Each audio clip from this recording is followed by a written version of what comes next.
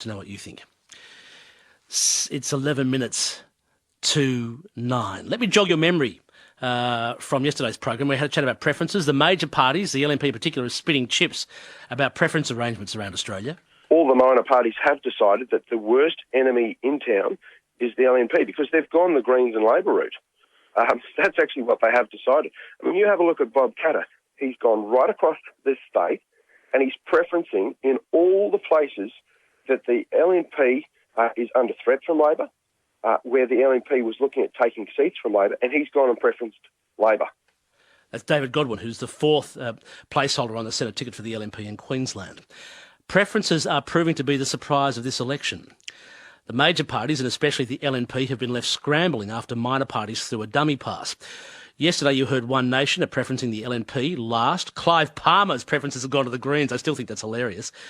My next guest has been called a preference whisperer.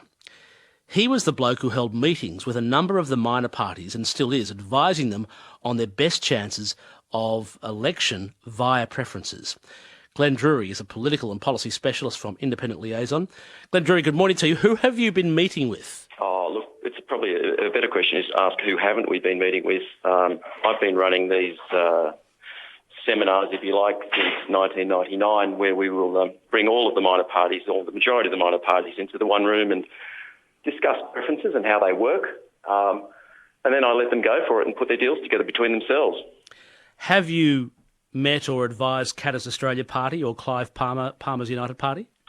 Palmer's one of the few that I haven't met with, but pretty much everybody else I've met with and discussed, firstly educated them, I suppose, and how the system works. Preferences in the Senate can be quite complex, and a lot of people simply don't understand it.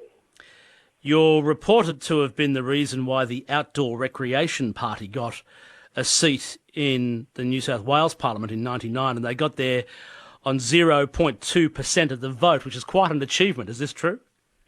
Oh, look, that was a long time ago, and that was the first time I actually had a crack at what Anthony Green later tagged preference harvesting. In fact, it was Anthony's books that inspired me to do this. And yes, it is true, 0.2% or approximately 7,000 primary votes.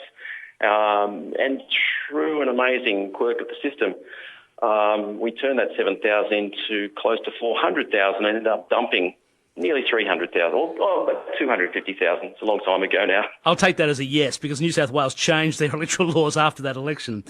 They did, and now it's very difficult for minor parties and independents to get elected. So then let's talk about some things. First of all, what's the strategy, the overall strategy that you advise minor parties to maximise their vote potential? Well, first of all, they've got to keep their preferences away from the major parties, and that is a deal amongst themselves. By the major parties, I mean the LNP or the coalition elsewhere in Australia, the Greens and the Labor Party, and then keep their deals very, very tight amongst themselves. Now, for some of the groups who are fairly philosophical, this is a hard call, but for others who are quite pragmatic, some interesting deals are put in place. What sort of interesting deals?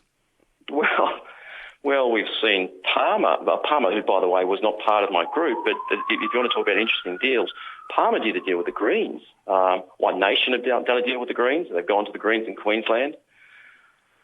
A bunch of left-wing parties are dealing with right-wing parties and vice versa. So it's really all over the place, and it's so complex. If you look at all of the group voting tickets combined, it'll keep your lips moving longer than that it would to read War and Peace. It's enormously complex, and it's a very, very big exercise to go through all of the group voting tickets. In fact, I would say this is easily the biggest Senate contest this country's ever seen. Why? Oh, the sheer number of people running. So in numeric terms, just the number of people running for the Senate means that there is huge variance, huge potential for votes going astray or preferences having an impact. Oh, preferences will make all sorts of an impact. Depending on the dynamic of the major parties, I could go through the states if you like and give you my best estimate as to who has got a chance and who hasn't got a chance. I'd be fascinated to know. Well, in Queensland, the Fishing and Lifestyle Party will rise above the bunch. Why will the Fishing and Lifestyle Party rise above the bunch here in Queensland? Oh, they've got a lot of good preference deals in place. They're getting Labor straight after Qatar. They're getting the LNP very, very early. So if they can get their primary vote up to around 2 to 3%, pick up some of the smaller parties, then they're away. And there's not much stopping them going all the way to a Senate seat.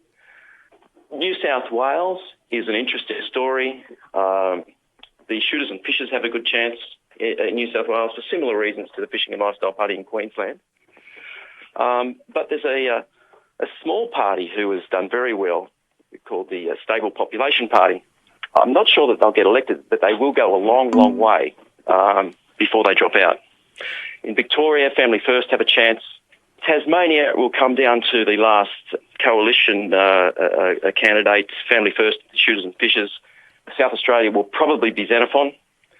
Western Australia will be a race between the Greens, the Nat, and the Shooters and Fishers Party. So this is anyone's game in the Senate. There could be all sorts of surprises in the Senate this federal election, Glenn Druery. There will be all kinds of surprises. And as I said, the group voting ticket is extremely big, extremely complex. I've had a superficial look at the whole thing, but I need to get down and actually pull it apart in detail before I could make absolute predictions as to what's going to happen. This is 612 ABC Brisbane. Steve Austin's my name.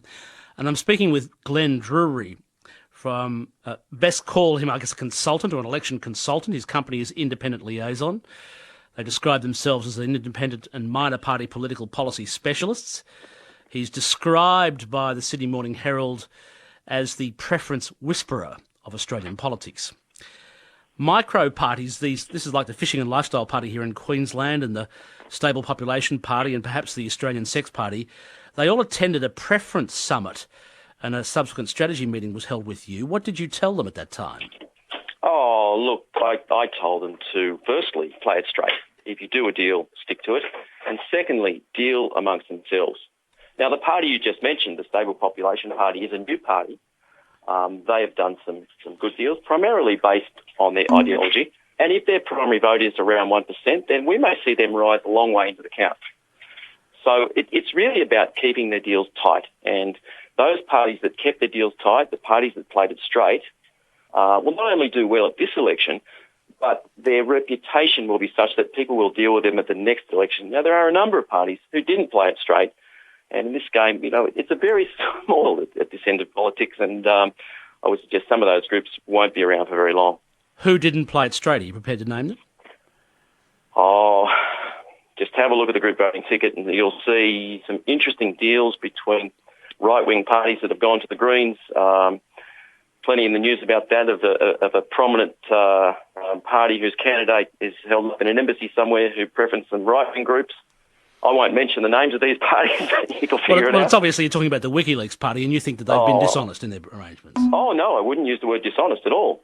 Not at all. How would you describe it then? Pragmatism. Right. What's in it for you?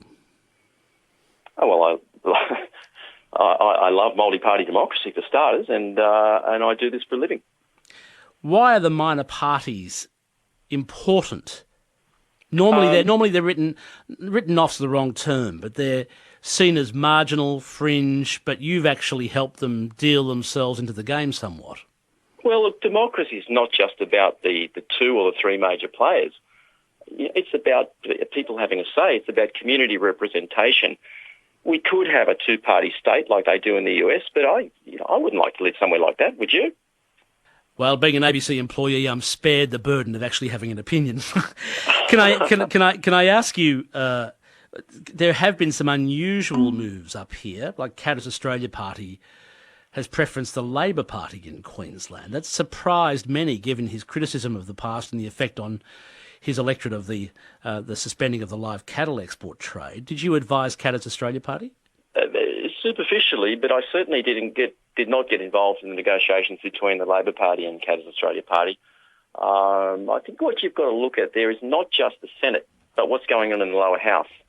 I would be very surprised if KAP or Qattar's Australia Party does not preference the Labor Party in all of their lower house seats, particularly in Queensland. And when you've got a minor party such as Qattar's party running in a lot of lower house seats. It gives them a lot of negotiating power with the major parties. So have a look at where Katter's preferences are going, not just in the Senate. Well, we know they're going to the Labor Party in the Senate, but very soon they'll produce their voting ticket for lower house seats, and I believe they'll probably go to the Labor Party. What about a party like the Family First, also a minor party in Queensland? Look, Family First have done well in the past, and they will do well in Queensland. They're running in a lot of lower house seats, and look, they could be an outside chance too. All right, I'll leave it there. I'd like to speak to you again perhaps a week from now, Glenn Druery. Thank you very much for your time. Well, thank you. Glenn Druery, political and policy specialist from Independent Liaison. The Sydney Morning Herald calls him the preference whisperer. He's been helping an alliance of minor parties sort out their preferences, and boy, has it got the major parties, and particularly the LNP, upset. Taking your calls after the news, keen to know whether you've sold the family home to survive retirement.